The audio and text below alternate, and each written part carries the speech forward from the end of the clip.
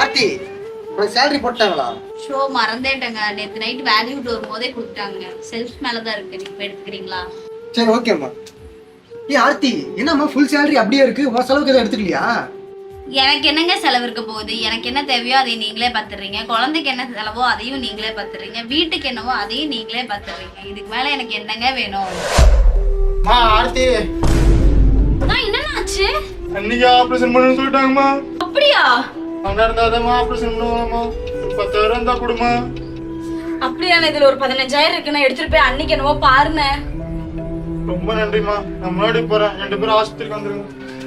நீங்க வாங்க கிளம்பலாம் ஹாஸ்பிட்டலுக்கு. இல்ல எனக்கு புரியல, என்ன உங்க அண்ணன் பாட்டுக்கு வந்தா நீ பாட்டு காசு எடுத்து கொடுக்குற, அவன் பாட்டுக்கு வாங்கிட்டு போயிட்டான் என்ன? என்னெல்லாம் என்னங்க, எங்க அன்னைக்கு உடம்பு சரியில்லைன்னு எங்க அண்ணன் எமர்ஜென்சின்னு காசு வாங்கிட்டு போறான். இதுவே உங்க வீட்டுல யாருக்காச்சும் உடம்பு சரியில்லைன்னா காசு கொடுத்து உதவி பண்ண மாட்டீங்க? அதுக்குன்னு ஏண்டி நம்மளுக்கு ஒரு குடும்பம் இருக்கு தெரியுமில்ல? தெரியுங்க, தெரிஞ்சதுனால தாங்க என் சம்பளத்தை முழுசா உங்ககிட்ட 1 ரூபா கூட எடுக்காம கொடுத்துருக்கேன். ஓ, வேலைக்கு போய் சம்பாதிக்கிறேன்னு திமிர்ல பேசுறியா?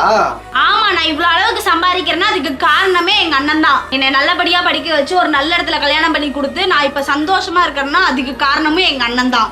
அவனுக்கு நான் உதவி பண்ணாம வேற யார் உதவி பண்ணுவா? நீங்களா இப்படி பேசுறீங்க? நீங்க இப்படி பேசுவீங்கன்னு நான் நினைச்சு கூட பார்க்கல. ஷீ.